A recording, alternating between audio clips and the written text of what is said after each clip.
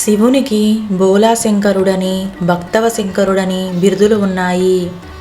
కాసిన్ని నీళ్లతో అభిషేకిస్తే చాలు కోరిన కోర్కెలు తీర్చే శంకరుడు నిర్మలమైన భక్తికి, అమాయకత్వానికి ఎలా లొంగిపోయాడో తెలియజేసే ఈ గోడగూచి కథని ఇప్పుడు మనం తెలుసుకుందాం. పూర్వం ఒక ఊళ్ళో శివదేముడు అనే ఒక గృహస్థుడు ఉండేవాడు. అతడు మహాశివభక్తుడు. ప్రతిరోజు తమ ఊళ్ళో ఉన్న శివాలయానికి వెళ్ళేవాడు. శివదేముడు శివాలయానికి వెళ్ళేటప్పుడు ఒట్టి చేతులతో వెళ్లకుండా బాగా కాచి చల్లార్చిన కుంచెడు పాలు ఆలయానికి తీసుకువెళ్ళి శివుడికి వాటిని నైవేద్యంగా ఆరగింపు చేసేవాడు. అలా భక్తితో స్వామికి నమస్కరించి ఆపై ఆ పాలను ఇంటికి తీసుకువెళ్ళేవాడు. ఇలా పరమనిష్టతో ప్రతిదినం కుంచెడు పాలను శివుడికి ఆరగింపు చేసేవాడు. ఒకరోజు అనుకోకుండా శివదేవునికి భార్యతో కలిసి పొరుగురికి వెళ్ళవలసిన పని పడింది. దాంతో తాను శివుడికి పాలని నివేదించేది ఎలాగా అని ఆలోచించాడు.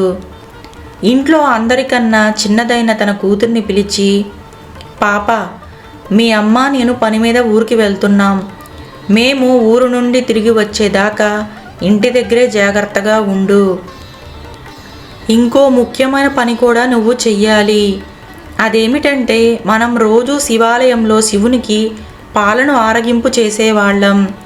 ఆ పనిని మానకుండా నువ్వు నిష్టగా చెయ్యాలి. కాచి చల్లార్చిన మంచి గోవు పాలను కుంచెడు కొలిచి ఒక పాత్రలో పోసుకొని గుడికి వెళ్ళాలి. అక్కడ స్వామికి ఆ పాలను ఆరగింపు చెయ్యాలి. వెళ్తావు కదూ, ఇది మన నియమం తల్లి, వ్యర్థం కానివ్వకు. ఆటలని పాటలని అటూ ఇటూ పరిగెత్తకుండా, స్నేహితులతో తిరగకుండా ఇంటి పట్టునే ఉండి చెప్పిన పని చెయ్యమ్మా, మర్చిపోవు కదూ, మా బంగారు కదూ అని గడ్డం పట్టుకొని బతిమిలాడి మరీ గుడికి వెళ్ళే పని పాపకు అప్పగించాడు శివదేముడు. పాప సరేనంది. శివదేముడు భార్యతో కలిసి పొరుగురు వెళ్ళాడు. మరుసటి రోజు పాప చాలా ఉత్సాహంగా, ఉల్లాసంగా స్నానాదులు ముగించుకొని మంచి గోవు పాలను మరగకాచి చల్లార్చి సరిగ్గా కుంచెడు పాలు కొలుచుకొని గిన్నెలో పోసుకొని గిన్నె చేత పట్టుకొని తను కట్టుకున్న పలుచని కొంగును పాల మీద కప్పి సరాసరి గుడికి చేరింది. గర్భాలయంలో కొలువై ఉన్న శివలింగమూర్తి ఎదుట పాలగిన్నెను ఉంచి 2 చేతులెత్తి స్వామికి మొక్కింది. పాలవైపు చూపిస్తూ, శివయ్య, ఇవిగో పాలు నీ కోసం తెచ్చాను, ఆరగించవయ్యా అని శివుడికేసి చూసి చెప్పింది. ఆ పాప తాను శివునికి ఎదురుగా నిలబడితే ఎలా తాగుతాడు అని కాస్త పక్కకు జరిగి చాటుగా నిలబడింది. కాసేపు అయ్యాక వచ్చి ఆ గిన్నెలో చూసింది. గిన్నెలో పాలు అలాగే ఉన్నాయి. అప్పుడు పాప, శివయ్య, పాలు తాగలేదా? నీకోసమే తెచ్చాను. తాగడానికి ఏంటి ఇబ్బంది? తాగవా? తాగు తాగు అంటూ శివుడికేసి చూసి పాలు తాగమని పురమాయించింది. కానీ శివుడు పాలు తాగలేదు. చిన్నపిల్ల కదా, ఆ పాపకు చింత మొదలైంది. తనలో తానే, అమ్మా నాన్నలు చెప్పినట్టుగానే చేశాను, ఎక్కడ ఏ లోపం జరిగిందో తెలియదు. శివుడేమో ఈరోజు పాలు తాగడం లేదు. దాంతో పాపకి భయం పట్టుకుంది. శివుడు పాలు త్రాగకపోతే అమ్మా నాన్నలతో దెబ్బలు తినాల్సి వస్తుంది కదా. శివుడి వైపు దీనంగా చూస్తూ, పాలెందుకు తాగలేదు? తాగవయ్యా లింగమూర్తి అని ప్రాధేయపడింది. పాలు సరిగ్గా కాచలేదా? రుచిగా లేవా? సద్దిపాలయ్యాయా? నీళ్లు కలిపానని అనుకుంటున్నావా? ఆవు పాలు కాదనుకుంటున్నావా? పోనీ ఆకలిగా లేదా? ఎందుకు తాగవయ్యా అంటూ నిలదీయడం మొదలుపెట్టింది ఆ పాప. పరమశివ, పసిపాపను చేసి ఏమిటయ్యా ఈ సతాయింపు? ఒక్క గుటకన్నా తాగితే నేను తృప్తి చెందుతాను కదా అంటూ పాప పరమశివుణ్ణి బతిమాలుతుంది. నువ్వు పాలు త్రాగలేదంటే మా అమ్మా నాన్నలు నన్ను కొడతారు. అలా కొట్టిస్తావా? నా మీద ప్రేమతోనైనా తాగవయ్యా. మా నాయన కదూ, మా శివయ్య కదూ, తాగవయ్యా అంటూ అన్నం తినకుండా మారం చేసే వాళ్ళ తమ్ముణ్ణి వాళ్ళ అమ్మ ఎలా బుజ్జగిస్తుందో గుర్తు చేసుకుంటూ ఆ శివయ్యను బతిమిలాడుతుంది. కాసేపు ఏడుస్తుంది ఆ పాప. ఆ పరమేశ్వరుడు పాప అమాయకత్వానికి నవ్వుకున్నాడు. ఆ కరుణామూర్తి భక్తికి వశం కాకపోతాడా? అయినా పరీక్షిస్తూనే ఉన్నాడు. పాప కిందపడి అల్లరి చేస్తూ గిలగిలా కొట్టుకోసాగింది.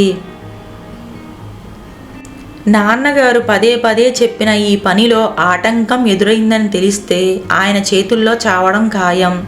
అంతకంటే ఇక్కడ నీ ముందు చావడం మేలు అని తలను శివలింగానికేసి బాదుకుంది. ఆ సర్వేశ్వరుడు ఒక్క క్షణం ఆగకుండా పాపను పట్టుకొని ఆపాడు.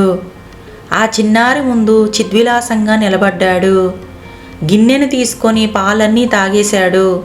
పాప పరమ సంతోషంతో ఎగిరి గంతేసింది. శివుడు ప్రత్యక్షమయ్యాడు. ఆయన దేవుడని తెలియని పాప శివుడు పిలిస్తే పలుకుతాడు, పెట్టినవన్నీ తింటాడు, మన మాట వింటాడు అంటూ ఆనందించింది ఆ పాప.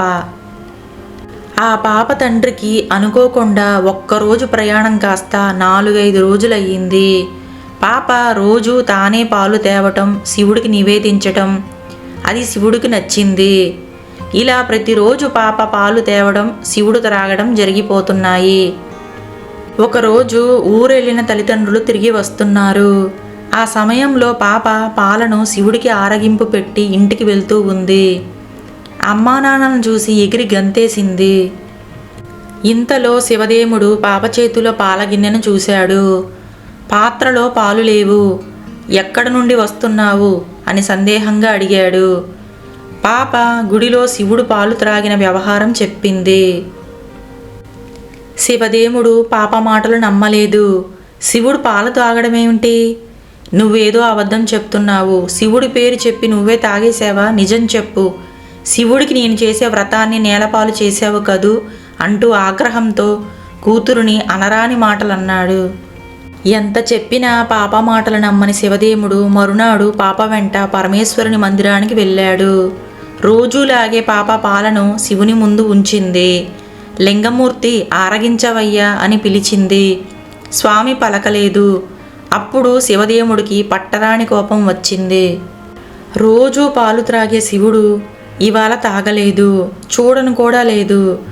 కన్న తండ్రినే అబద్ధపు మాటలతో మోసం చేస్తావా? ఎంత శివద్రోహం చేశావే! శివుడికి తెచ్చిన పాలను నీ పొట్టలో పోసుకున్నావా? ఉండు, నీ పని చెప్తా అంటూ ఆక్రోశంతో పాప మీదకు ఉరికాడు ఆ తండ్రి. పాప భయంతో వణికిపోయింది. ఎటు వెళ్ళాలో తెలియక గట్టిగా ఏడుస్తూ హా లింగ అంటూ లింగస్వరూపాన్ని గట్టిగా పట్టుకుంది. శివయ్య, మా నాన్న చేతిలో నాకు చావు తప్పేటట్టు లేదు. నీ లింగానికే తల బాదుకొని ప్రాణాలు విడిచి నీ సన్నిధికి వస్తాను అంటూ లింగానికి తల బాదుకుంది ఆ పాప. అంతే, అప్పటి వరకు కదలకుండా ఉన్న శివలింగం కాస్త పెట్టిల్లిన చిలింది. పాపను తనలోనికి లాగేసుకుంది. తనను లాలించి పాలు తాగించిన చిన్నారి తల్లిని తన దగ్గరికే రప్పించుకున్నాడు ఆ శివయ్య. పాపను పట్టుకోవడానికి ఆమె జుట్టు పట్టుకున్నాడు ఆ పాప తండ్రి. ఒక పాయ కాస్త ఊడి ఆయన చేతికి వచ్చేసింది. పాప అదృశ్యమైపోయింది. ఏమి శివలీల అంటూ అక్కడ ఉన్నవారు అబ్బురపడ్డారు. తండ్రి కిన్నుడైపోయాడు. శివదేవయ్య, నీ కూతురు నా పరమభక్తురాలు. ఆమె అమాయకత్వం, నిర్మల హృదయం నన్ను వశపరుచుకున్నాయి. అందుకే నా సన్నిధికి చేరుకుంది. నేటి నుంచి ఆమె గోడగూచి అన్న పేరిట భక్తలోకంలో గణ్యత పొందుతుంది అన్న ఈశ్వరవాణి వినిపించింది. ఎంతో నిశ్చలమైన అమాయకమైన ఆ పాప గోడగూచి భక్తి శివుడికి ఎంతగానో నచ్చింది. అందుకే తండ్రిని కాదని ఆ పాపకు దర్శనమిచ్చి తనలో ఐక్యం చేసుకున్నాడు ఆ శివయ్య. ఇదే నిర్మల భక్తికి, అమాయక భక్తికి తార్కాణమైన గోడగూచి కథ. ఇలాంటి కథలు చిన్నపిల్లలకు చెప్పడం ద్వారా వారికి భగవంతుడిపై భక్తి విశ్వాసాలను పెంచవచ్చు. గోడగూచిని తనలో ఐక్యం చేసుకున్న శివయ్య ఈ మహిమాన్వితమైన కథ విన్నవారికి జన్మ తరించడం ఖాయం. పాల్కూరికి సోమనాథుడు రచించిన బసవ పురాణం. ఇందులోని కథే ఈ చిన్నారి గోడగూచి కథ. సర్వం శ్రీ గురు దక్షిణామూర్తి చరణారవింద అర్పణమస్తు. మరొక ఆధ్యాత్మిక కథతో మళ్ళీ మీ ముందుంటాం. అంతవరకు సెలవు. నమస్కారం.